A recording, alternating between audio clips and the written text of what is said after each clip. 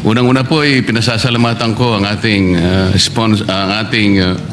Senate President sa halos 40 taong pakikipagbaka natin sa droga na ngayon ay nalaman nating isa pa lang ating gagalang-galang na Senate President ang nagpasimula nito. Ngunit sa kanya pong paglalahad ay may halo pong kalungkutan dahil sa kanya pong paglalarawan kanina, kahit na po hulihin natin lahat ang mga puser at ang mga gumagamit nito, at kahit sakasakali na meron po tayong magagawang kaparaanan na sila ay ilagay lahat sa isang isla. Mr. President, I have said this before.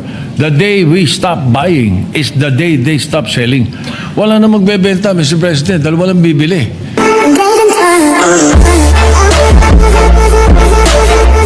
Majority Leader.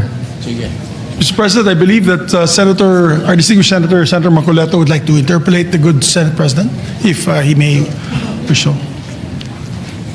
Yeah, Senator Marcoleta is recognized to Maraming salamat interpolate. po, Mr. President. Mr. Sponsor, kung sana po ay makakapagtanong po ng ilang bagay sa inyo pong privilege speech na binitawan sa hapong ito. Certainly, Mr. President, with pleasure. Mr. President, unang-una po ay pinasasalamatan ko ang ating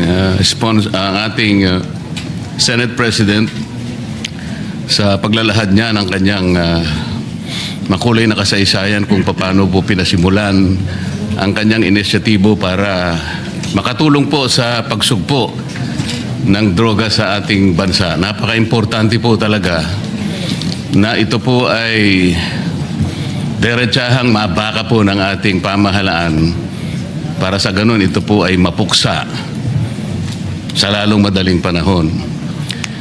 Ngunit kagaya po ng paghahalimbawa na ginawa ng ating Senate President,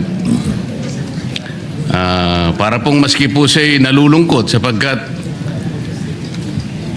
nung siya po ay nagsimula niyan, siya po ay Vice Mayor po ng Quezon City.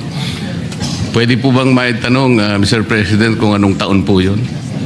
1988, Your Honor, Ngayon January 18, 1988 were the elections. I was sworn in as Vice Mayor, if I recall it right, February 2 of 1988. Ngayon po, Mr. President, tayo po ay 2026 na at kayo po ay Senate President na po. Mga ilang taon po yung pagitan mula nung kayo'y maging Vice Mayor at ngayon po ay isa ng Pangulo ng ating Senado.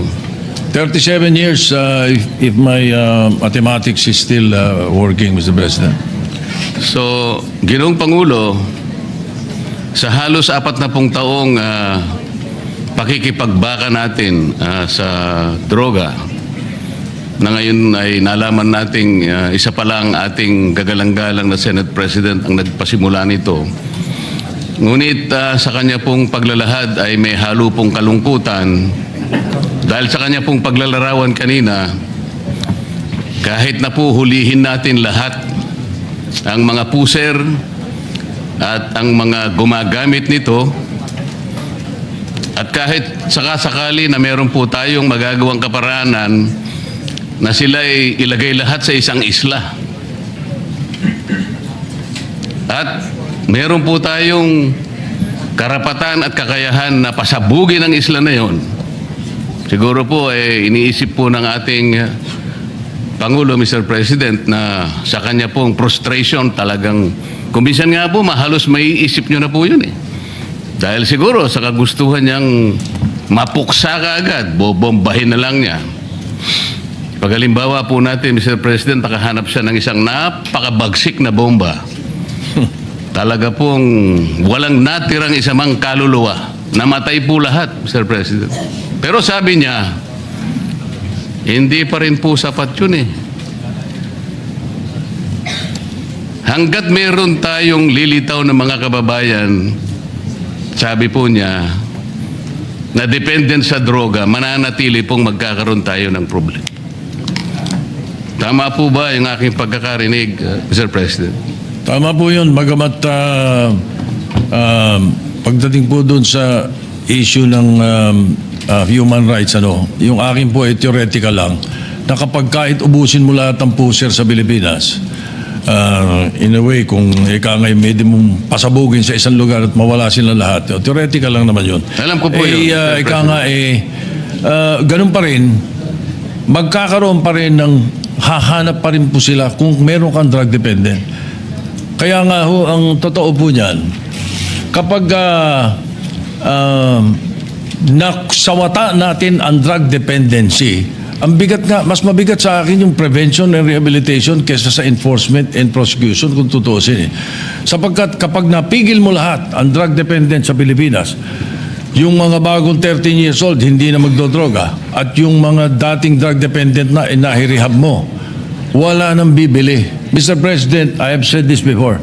The day we stop buying is the day they stop selling. Wala na magbebenta, Mr. President, dahil walang bibili.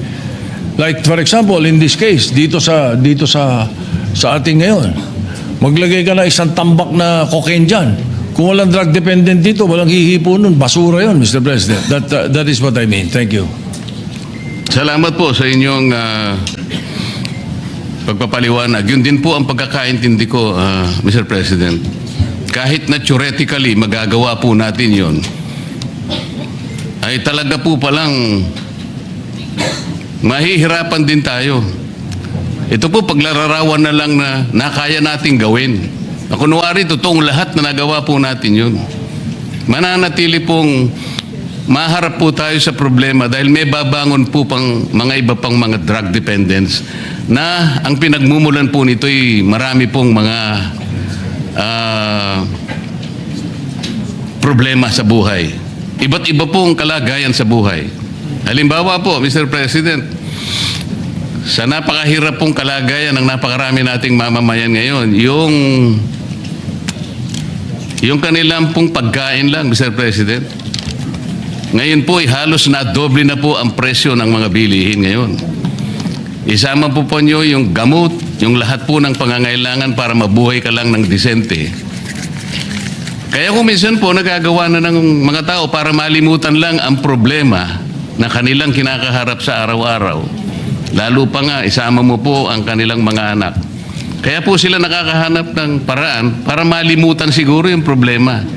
So, kung hindi po natin maayos ang problema nating pang-ekonomiko, socio-economic problems, yun po talaga ang kausa. Yan po yung pinagmumulan ng problema kung bakit lumalala at lalong nagiging mahirap para bakahin natin ang problema ng droga. Sa makatwid, Mr. President, hindi lamang po yung actual na paghuli sa mga gumagamit ng droga, i-reinforce natin ang mga batas, i-prosecute natin, i-rehabilitate.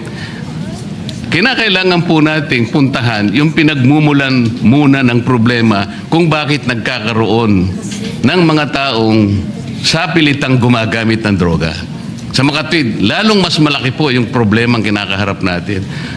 Hanggat hindi po natin na isasaayos ang napakaraming problemang bumabalot sa ating bansa, mananatili po na magkakaroon at lalo pa pong magkakaroon at dadami pa ang mga taong maghahanap ng pansamantalang pagtatakip ng kanilang problema.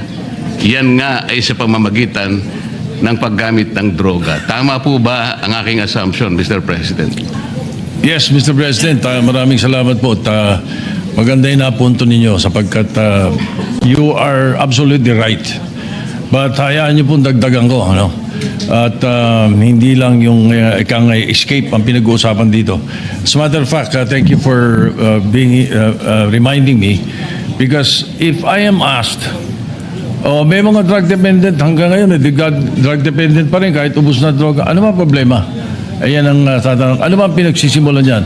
Mr. President, I have used an acronym, PEACE, P-E-A-C-E, to describe it, and that encompasses and includes what the distinguished gentleman from Tarlac said, Senator Marcoleta. Tama po yun, because P stands for peer pressure. Yan po isa sa mga dahilan. Sa eskwela, sa barkadahan, naku, pag hindi ka sumubok, ganito. Isa po yun. Yung E sa peace stands for escape. Yun mismo yung sinasabi ninyo. At yun ang isa sa mga dahilan. Parang escape po yan. Nakala nila makakatakas sila sa problema nila, makakatakas sila sa kahirapan nila, sa pamamagitan nito. Mali po. Lalong nadodoble ang problema nila. Yung A naman sa peace stands for availability. Napakalaki hong negosyo nito.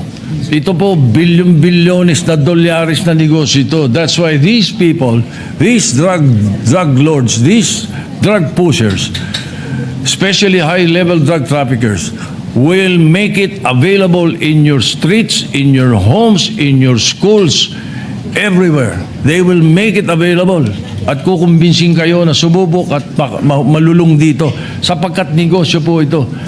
It's a $1 trillion industry in the world. Yun naman pong C sa peace is curiosity. At yun ang pwede nating iwasan doon sa sinasabi kong prevention sa Drug Abuse Resistance Education Program ng mga kabataan. Curiosity po ang simula nung iba. At yun namang E sa peace is emptiness. Kapag walang pagmamahal, pag walang Panginoon sa puso mo, Panginoon, pag walang ang Diyos sa puso mo, yun ang tinatawag nga na emptiness, malamang malulung ka sa ipinagbabawal na gamot. Yun po ang isa sa mga binabanggit ko lagi. Kaya po, salamat at nabanggit nyo yung mga dahilan na yan. At yan hindi madaling harapin, hindi madaling solusyonan. As a matter of fact, it has to be an ongoing fight. It is a war. And I always say, Mr. President, in this war, the best fighting unit against illegal drugs is the family. Kaya po, paulit-ulit ko pong sinasabi po yan. Salamat po. Salamat din po sa karagdagang paliwanag, Mr. President. Talagang yung P, pressure po talaga. Pressurado siya araw-araw. Walang makain ng anak niya. Walang magamit sa napakarami pong pangangailangan sa buhay. Litong-lito po siya. Talagang pressure po yun. Yung E, ano na po yung E, Mr. President? Escape. Akala po niya, makakaiwas siya. Akala po niya, magagawa niya ng paraan, maiwasan niya na lang sapagkat hindi po niya mapunan ang pangangailangan talaga sa araw-araw. So napipilitan siya talagang humanap ng escape. Yung A, availability. Available po sa kanya yung option na yun dahil yun na lang po kasi ang tanging magagawa niya. Dahil kahit ano pong gawin niya, sa napakahirap pong kalagayan ng marami nating kababayan, makikita naman po natin ang pinanggagalingan talaga nitong mga droga ay talaga pong yung mahihirap na segment ng ating population. Yung C, Mr. President, ano na po yun? Curiosity. Akala po niya, curiosity. Baka iniisip niya, tingnan ko nga, baka dito maka-escape nga ako. Dito na lang siguro ang mabuti kong gawin. Hanggang sang yung huli, Mr. President, ano na po yung huli? Emptiness. Emptiness. Walang pagmamahal, walang Panginoon Diyos. Hindi lamang po yun. Empty talaga. Literal pong empty. Walang pagkain, walang gamot, walang pambayad sa napakaraming mga bagay. Talaga pong malululong siya Yung pa rin siya sa droga. Talaga pong hahanapin niya, Mr. President. Wala po siyang choice. Hahanapan po niya yung makakapagbigay sa kanya ng panandaliang siguro escape sa kanyang buhay. Hindi niya kayang harapin lahat. Tao lamang siya. Ito po ang pinanggagalingan ng problema ng droga. Ito lang pong nangyari sa atin ngayon. Very recently, Mr. President. Nung nilimas po ang ating kabangbayan, lalo pong nalugso ang economic condition ng ating bansa. Lalo pong tumaas ngayon ang bilihin. Maski kanino po kayo magtanong ngayon, litong-lito ang ating mamamayan. Kaya alam ko po, lalong dadami na naman ang droga. Nakakalungkot po, nakakatakot. Sana po ay unahin natin sana yung pinagmumulan ng problema ng droga, ito po yung pangkalahatang kalagayang kabuhayan ng ating bansa. Maraming salamat po, Mr. President. Maraming salamat po sa inyong panahon. Thank you. Just for the record, Mr. President, tayo naman po ang Kongreso at Senado, hindi po nagkukulang kung tutuusin. Lagi po nating hinaharap ito. At meron nga po tayo mga tinutulak na mga bagong batas na pwedeng sumagupa dito. Ang isa po na mga naipasa na natin na inaasahan ko that in the very near future, the Executive Department will finish this. This is Republic Act 11928. This is the Separate Facilities for Heinous Crimes Act.